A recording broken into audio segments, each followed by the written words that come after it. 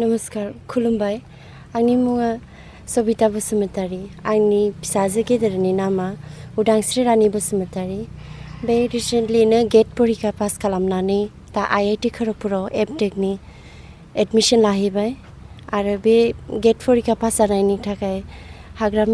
हाग्रामा महिलारी सारा आंनो 5 लाख थाखाजों आंनि फिसाजोखौ रिवार्ड होनायनि थाखाय थेंकफुल आं बहुत धन्यबाद सारनि थाखाय आरो आंनि फिसाजो सासे उन्दैया FDDI आव फेशन टेक्नोलॉजीआव फरायगासिनो दङ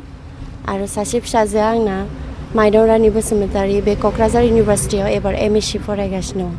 हाग्रामा सार महिलारिया आंनो बे फैसानि थ्रुयै हेफाजाब होनायनिखायनो बहुत धन्यबाद बाजै सबिता बसुमतारीनि आंगो फिसाजो उदांस्रि रानी बसुमतारीया खरगपुर IIT आव एडमिशन मोनदों दा बिनि थाखायनो BTC नि चिफ हाग्रामा महिलारी सारा जों लाइमोन BPF नो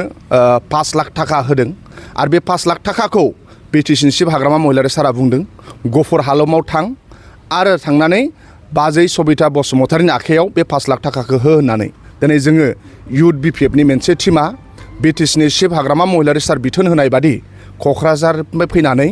गफुर हालामनि सिङाव रायजो जानाय सबिता बसुमतारी बाजैनि आखायाव जोङो 5 लाख थाखा जों गथाय फैदों बिथांनि फिसाजो उदांस्रि रानी बसुमतारी सासेया खरगपुर IIT आव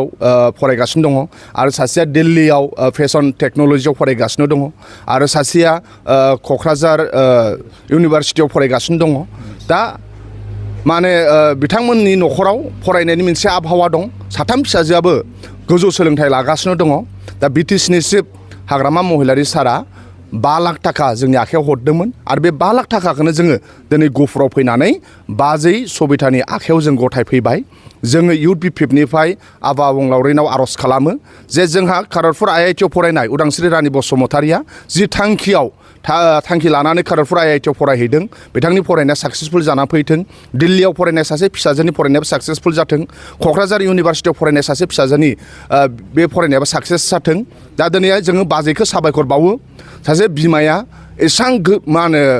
भारतनि टप एग्जामखौ पास जानानै खरगपुर IIT बादियाव एडमिशन मोनहोनायनि थाखाय बाजैनिसिम कंग्रेचुलेसन आरो बिथांनि फिसाजोफोरखौ आफा अबंलावरिया अराय सम अनथों बेखौनो जोङो लाइमोन BPF नि जानानै आफा अबंलावरिनाव आर'ज खालामो थेंक इउ दिनैनि समाव गोबां नेटनि पास जानाय जोंनि बर'फोरनि गेजेराव दङ बेबायदिनो अनसुंथाइ बिबाय थानायखौ खोनादों दा बिथांमोननिसिम माबायदि अनसुंथाइ सहैदों BTC गभर्नमेन्टआ बिसिबां नेट पास जानानै मेडिकेल कलेजाव एडमिशन मोनो बेखौ गभर्नमेन्टआ आगे फिसे होबोदों दा आं सानो देग्लायबो गभर्नमेन्टआबो होगोन JEE पास जानानै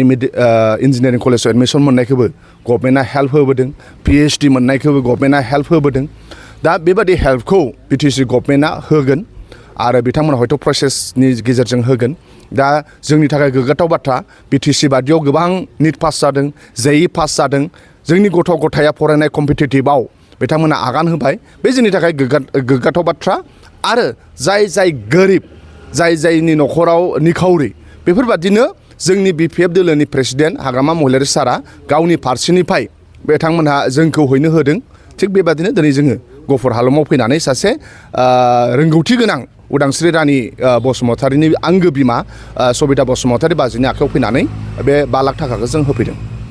गफुर हालामाव बे बिथांमोन बायदिनो गोबां निट पास जानाय आरो JEE पास जानाय दंमोन बिथांमोननोबो अनसुंथाइ होबावनो नोंथांमोन मोनसेया जाहैबाय गभर्नमेन्टनिखौ सब मोनजोबगोन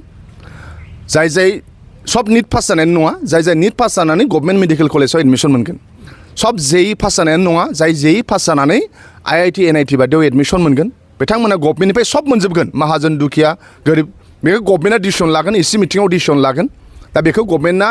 होगोन नोंसोर उन समाव मिन्थिगोन आरो जायहा गोरिब गुन्द्रा बेखौ जोंनि BPF दोलोनि आफादगिरि मानाव गेदेर हाग्रामा महिलारी सारा नायै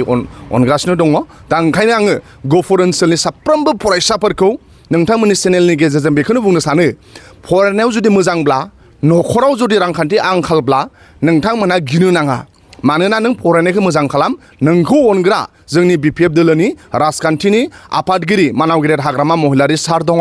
आरो बेबादिनो हाग्रामा महिलारी सारा नायै अनबोगासिनो दङ ओंखायनो गफुर हालामनि जाय रोंगौथि गोनां फरायनो लुबैनाय खस्थ' खालामो नोंथांमोना रांखान्थि हालोदा मोजां नङाब्लाबो नोंथांमोना दुखु दाजा जानो नाङा नोंथांमोना एग्जाम्पोल लानानै फराय आरो नोंखौ अनग्रा बिटिसि हालामाव गोबां सुबुं दङ बेनि गेजेराव जोंनि बिपिएफ दोलोनि आफादगिरि मानाव गेदेर हाग्रामा महिलारि सार दं